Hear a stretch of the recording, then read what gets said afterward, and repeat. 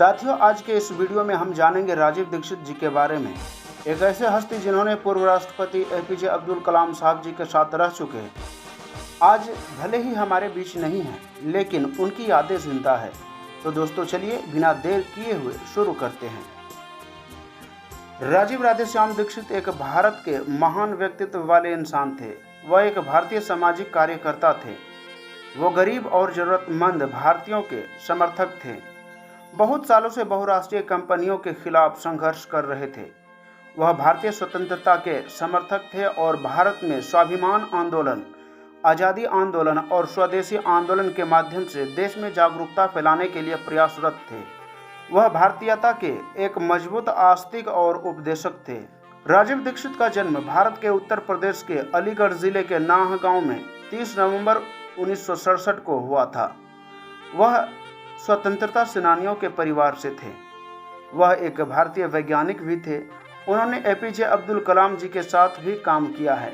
साथ ही वे फ्रांस के दूरसंचार क्षेत्र में भी वैज्ञानिक के तौर पर काम कर चुके थे। उन्होंने भारतीय इतिहास के बारे में, भारतीय संविधान के मुद्दों और भारतीय आर्थिक नीति के बारे में भी जागरूकता फैलाने के लिए प्रयास किया। उनके पिता का नाम राधेश्याम दीक्षित था। वे मानवीय सभ्यता का दुनिया भर में प्रसार करते थे। वे ब्रह्मचारी थे। उन्होंने कभी शादी नहीं की। 1997 में जब उनकी पहली मुलाकात प्रोफेसर धर्मपाल से हुई तो वो उनसे काफ़ी प्रभावित हुए। वो 1999 से बाबा रामदेव के साथ सहयोग करते रहे थे। वो चंद्रशेखर आज़ाद, भगत सिंह और उधम सिंह जैसे क्रांतिकारियों से प्रेरित थे। बाद में वो महात्मा गांधी के शुरुआती कार्यों के सराहना करते हुए और नशा इत्यादि के उत्पादन के विरुद्ध में कार्य करते हुए गौरक्षा और सामाजिक न्यायों के विरुद्ध लड़ाई लड़ते अपने जीवन को समर्पित कर दिए। अपने पिता के देखरेख में उन्होंने फिरोजाबाद जिले के गांव में स्कूली शिक्षा प्राप्त की। उसके बाद पीडी जैन इंटर कॉलेज से उन्होंने 12वीं कक्षा तक की पढ़ाई की।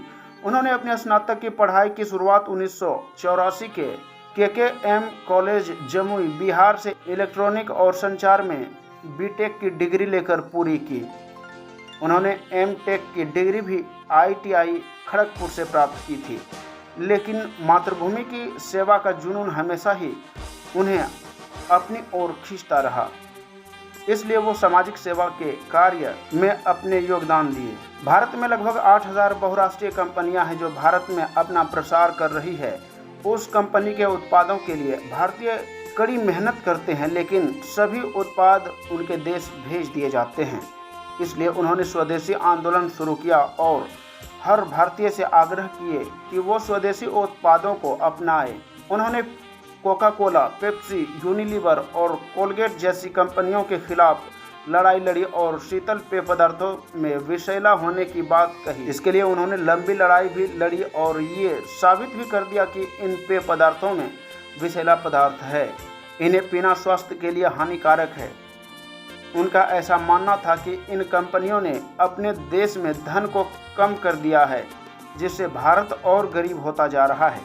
दीक्षित जी ने सुझाव दिया था कि भारतीय सर्वोच्च न्यायालय को स्विस बैंकों में जमा भारतीय काली संपत्ति को राष्ट्रीय संपत्ति घोषित कर देनी चाहिए। भारत में स्विस बैंक में जमा पूंजी को लाने के लिए अपनी मुहिम में उन्होंने 495 लाख लोगों के हस्ताक्षर को इकट्ठा किया था। 9 जनवरी 2009 को वह भारत के स्वाभिमान ट्रस्ट के सचिव बन गए थे। स्वदेशी में उनका विश्वास था। नई दिल्ली में उन्होंने एक स्वदेशी जागरण मंच का नेतृत्व किया, जिसमें 50,000 से अधिक लोगों को उन्होंने संबोधित किया। इसके अलावा उन्होंने कलकत्ता में भी विभिन्न संगठनों और प्रमुख व्यक्तियों द्वारा समर्थित आयोजित कार्यक्रम का भी नेतृत्व किया।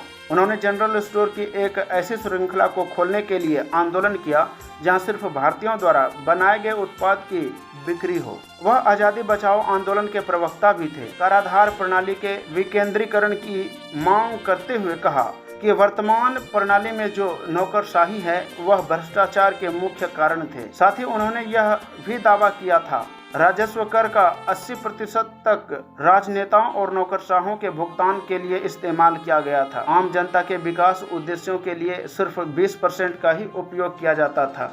उन्होंने सरकार के मौजूदा बजट प्रणाली की तुलना भारत के पहले ब्रिटिश बजट प्रणाली से करते हुए यह दर्शाया था कि जो भी आंकड़े बजट में पेश किए जाते हैं वो उस वक्त की बजट प्रणाली के समान ही थे। उन्होंने अमेरिकी वर्ल्ड ट्रेड सेंटर पर हुए हमले को लेकर सवाल भी उठाया था और हमले पर संदेह किया था। उन्होंने दावा किया था कि यह अमेरिका के सरकार द्वारा ही कराया गया था। राजीव दीक्षित ने यह कहा था कि वर्तमान में हमारे पास 3 बुराइयां आ रही है।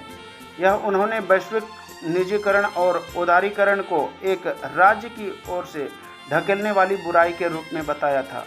उन्होंने भारतीय न्यायपालिका और कानून व्यवस्था के बारे में अपने विचार व्यक्त करते हुए कहा था कि भारत अब भी ब्रिटिश युग के दौरान लागू किए गए कानूनों का पालन कर रहा है और भारतीय आवश्यकताओं के अनुसार उन्हें बदलने की कोशिश भी नहीं कर रहा है। राजीव दीक्षित ने भारत के प्रधानमंत्री मनमोहन सिंह की सरकार पर यूएसए के एजेंट होने का आरोप लगाया। उन्होंने यह दावा किया कि रेडियो सक्रिय तत्वों का एक बड़ा भंडार भारतीय समुद्र के सेतु पुल के नीचे मौजूद है, जिसकी इतनी विशाल मात्रा है कि 150 वर्षों तक इन रेडियो सक्रिय तत्वों का इस्तेमाल बिजली बनाने के लिए किया जा सकता है।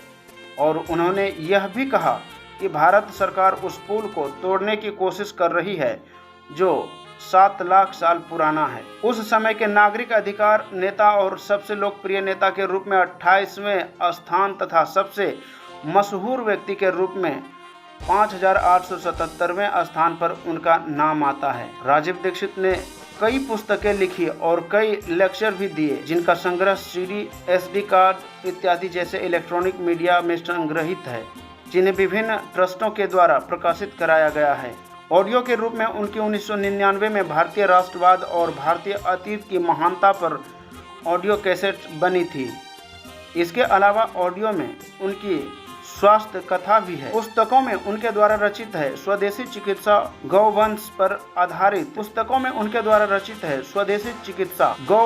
आधारित स्वदेशी कृषि गौ माता पंचगव्य चिकित्सा, ये सभी उनकी उपलब्धियों में शामिल है। राजीव दीक्षित का निधन 30 नवंबर 2010 को छत्तीसगढ़ के भिलाई में दिल का दौरा पड़ने की वजह से हो गया था। उनकी याद में हरिद्वार में भारत स्वाभिमान बिल्डिंग का निर्माण हुआ है, जिसका नाम राजीव भवन रखा गया है।